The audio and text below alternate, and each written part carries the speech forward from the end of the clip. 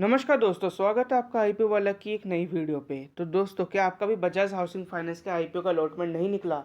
तो टेंशन मत लीजिए। आज मैं आपको बताऊंगा कि कैसे आप प्री मार्केट में उस शेयर को आप खरीद सकते हो, वो कम प्राइस में, और आप लिस्टिंग के बाद प्रॉफिट पे गेन ले सकते हो आराम से। और जिन लोगों का अलॉटमेंट निकल गया और वो भी फ्रेश एंट्री लेना चाहते हैं वापस, तो वो भी बाय कर सकते हैं प्री ओपन में, ताकि वो लॉन्ग टर्म के लिए इन्वेस्ट कर सके। या जिन भाइयों जो नए इन्वेस्टर है, जो भाई उनको डर लग रहा है कि लिस्टिंग के बाद के प्राइस ड्रॉप पे ना चल जाए, कि प्राइस नीचे ना गिर जाए और हमारा नुकसान ना हो जाए, हम तो सिर्फ लिस्टिंग गेन के लिए आए थे, तो वो भाई भी आराम से सेल कर सकते हैं प्री ओपन में। तो मैं आज आपको जीरोधा और ग्रो दोनों में बताऊंगा कि कैसे आप प्री मार्केट में बाय और सेल कर सकते हैं।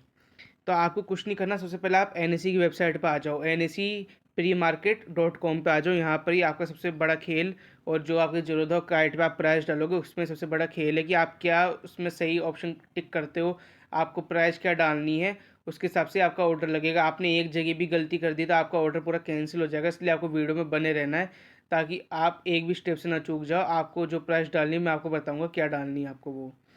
तो आपको जैसे ये इधर सर्च का बार दिख रहा है आपको, ये पूरी जो एनएससी की वेबसाइट है, इसका मैं लिंक डिस्क्रिप्शन पर डाल दूंगा, टेंशन मत लेना कहाँ से आपको ओपन करना है इसके लिए। तो जैसे इधर सर्च बार है, इधर आप बजाज का की कंपनी डाल दोगे, बजाज हाउसिंग फाइनेंस, तो आपको नाम आ जाएगा। इधर ही सिंपल है। अब मेन खेला आपको सबसे पहले दिखेगा ग्रीन बार के अंदर प्राइस, एक बाय क्वांटिटी एक सेल क्वांटिटी, तो इसमें फ्लक्चुएट होता रहेगा दोनों में, और ये उसके इन दोनों की वजह से इसमें फ्लक्चुएट होता रहेगा। अगर सेल क्वांटिटी ज़्यादा है तो ये प्राइस कम हो जाएगी, अगर बाय क्वांटिटी ज़्यादा है सेल से तो ये प्राइस भी बढ़ जाएगी, ऐसे चलेगा इसका खेल।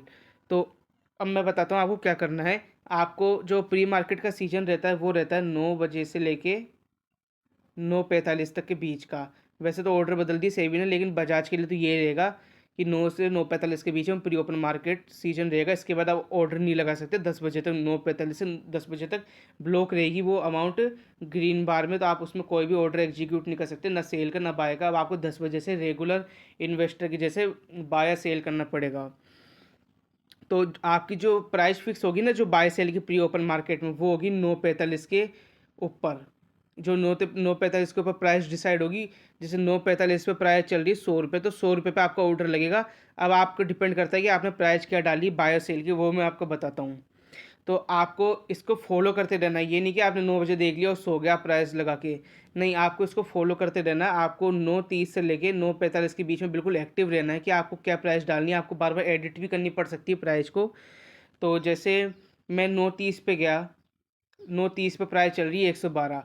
अब मैंने सोचा यार कि मैं ना, जैसे बजाज की प्राइस मान लो, ये एक तरह से एग्जांपल के लिए, अब मैं सोच रहा हूँ कि यार मैं ना 120 रुपये तक तो खरीद सकता हूँ, कि मेरी इतनी तो मेरे पास फंड्स है कि मैं 120 तक खरीद सकता हूँ और मैं इतना लॉन्ग टर्म के लिए रख सकता हूँ।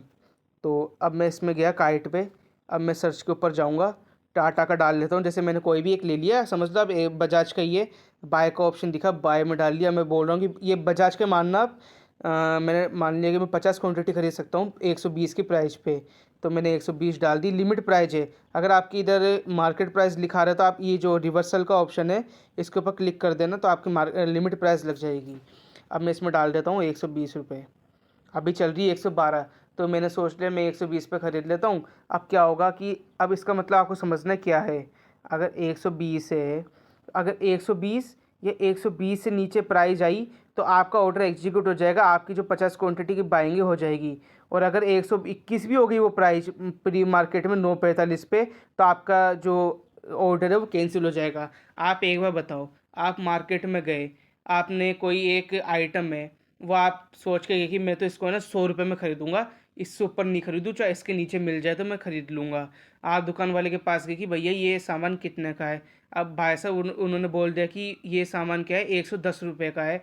तो आप खरीदोगे कि उस आइटम को, आपने क्योंकि मन में सोच के गए थे कि ये तो 100 रुपये का आइटम है, तो भाई मैं तो नहीं खरीदूँगा। हाँ, ये कि अगर वो 100 रुपये या 100 रुपये से नीचे उस आइटम का प्राइस बता दे तो आप उसको ख़रीद लोगे। तो प्री ओपन में बाय सेल करना बहुत आसान है, टेंशन मत लेना बिल्कुल भी। कमेंट में आपको आपको कोई दिक्कत हो तो आप कमेंट में लिख देना। अब दूसरी बात करते हैं सेलिंग की, तो आप समझ गए ना। अगर आपने 120 डाली तो 120 से इससे नीचे रहेगी प्राइस, तो आपकी बाइंग लग जाएगी। और अगर 120 से थोड़ा सा भी ऊपर, अगर एक पैसा भी ऊपर गया तो आपका ऑर्डर कैंसिल हो जाएगा, क्योंकि आपको तो 120 तक ही खरीदना था ना वो शेयर, इसलिए। अब आपको देखना है कि सेलिंग क्या करनी है। अब आपको, अब आप बहुत से लोग ये कि मैं सेल करूँगा प्री ओपन में, तो अब सेलिंग के लिए जैसे 112 है।